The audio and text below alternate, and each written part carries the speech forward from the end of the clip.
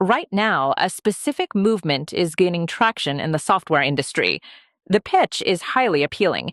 Developers can stop writing code and transition entirely to managing application specifications. The workflow looks like this. You write an English description of what you want an app to do, then feed it into an AI compiler. The AI generates the application, and you intentionally ignore the actual codebase it produces. This entire trend relies on a single assumption, the idea that code has become cheap. If a large language model can write 1,000 lines in seconds, the logic goes, the exact implementation details no longer matter. But software systems rarely behave well when human oversight is removed from the implementation layer. Over decades of software development, we've learned that code bases require continuous, careful structuring to remain functional. Treating generated code as an invisible, disposable byproduct ignores the basic mechanics of long-term system stability. Let's look at what happens when you try this specs-to-code loop and inevitably encounter a bug. Following the method, you don't debug the code. You tweak the English specification and force the AI compiler to rerun over the entire system. The AI is focused entirely on fulfilling your immediate feature request. It is not considering the holistic design of the application. So with each iteration, it patches the request together, and the output gets progressively messier. In the pragmatic programmer, this exact degradation process is defined as software entropy. Systems naturally tend towards disorder. Every time a localized change is made without considering the whole, the architecture collapses a little further. An unconstrained AI acts as an entropy accelerator. By generating massive amounts of isolated logic rapidly, it makes the overall system increasingly hostile to future changes. Code is not cheap. In fact, bad code is more expensive than it has ever been because it blocks you from leveraging AI effectively. To actually unlock the power of automated generation, we have to apply classic software constraints to the LLM. The first major failure mode in AI engineering happens before any code is even written. You give the AI an instruction, and it confidently generates an output that completely misses your intent. This misalignment occurs because you and the AI lack a shared design concept. In The Design of Design, Frederick P. Brooks defines this as the invisible theory of what is actually being built, the unspoken rules floating between collaborators. The immediate tactical fix is to force the AI to act as an adversary. Before it writes a single line, prompt the LLM to aggressively interrogate you about the plan until a shared understanding is actually reached. But even with a solid plan, a secondary failure often kicks in during the coding phase. The AI becomes overly verbose. It wastes processing tokens and context window space, stumbling over mismatched terminology. Domain-driven design offers a direct solution to this context drift, the concept of a ubiquitous language.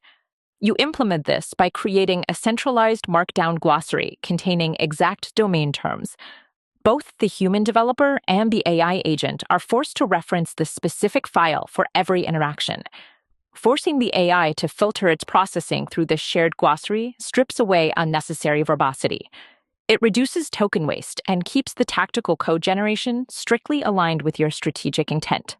The second failure mode occurs when an AI understands your design concept perfectly, but still produces a massive block of code that fails to execute. Large language models default to generating too much logic at once. They will attempt to write an entire complex feature end-to-end without pausing. The core principle of reliable engineering is that your rate of feedback is your speed limit.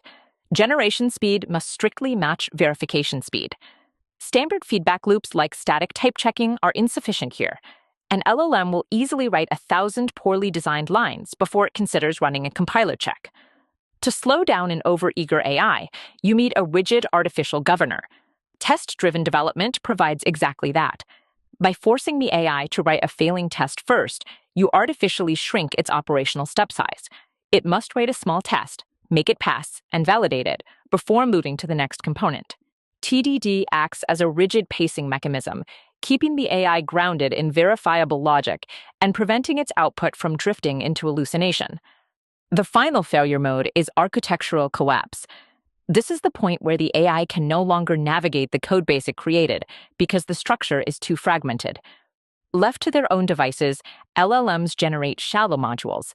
dozens of tiny, fragmented functions in a tangled web. Tracing this fragmented logic later quickly exhausts an AI's context window. It hits dead ends and fails to understand your code. The counter concept is the deep module. Deep modules encapsulate massive amounts of internal logic behind incredibly simple, isolated interfaces. You only interact with the top-level connection point, keeping the underlying complexity hidden. This deep architecture allows the LLM to treat surrounding system components as reliable black boxes, letting it focus on one module at a time rather than forcing it to parse the entire application state. Fixing the AI's technical output introduces a new problem for the human developer: intense cognitive exhaustion. Reviewing the sheer volume of code an AI can generate line by line is draining. Attempting to manually audit the internal syntax of every single AI output defeats the entire purpose of automation. It creates a massive bottleneck and leads to rapid burnout. The sustainable workflow solution is to treat those deep modules as gray boxes. In this model, your strategic role is limited exclusively to the exterior. You design the strict outer interface, and you define the exact testing boundaries.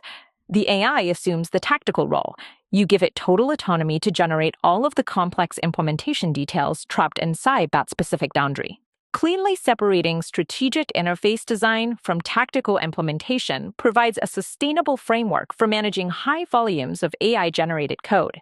This gray box methodology sits in direct opposition to the specs-to-code workflow we examined earlier. Relying purely on English specifications and ignoring the code divests entirely from the system's structural integrity. It is a guarantee of eventual failure. Modern AI engineering requires the opposite approach. You must continuously invest in the architectural design of your systems every single day. Decades-old software fundamentals are not obsolete. They are the exact operating manual required to successfully manage automated intelligence. Code retains its value. Mastering strategic system design allows the modern engineer to maintain control even as the volume of generated code increases.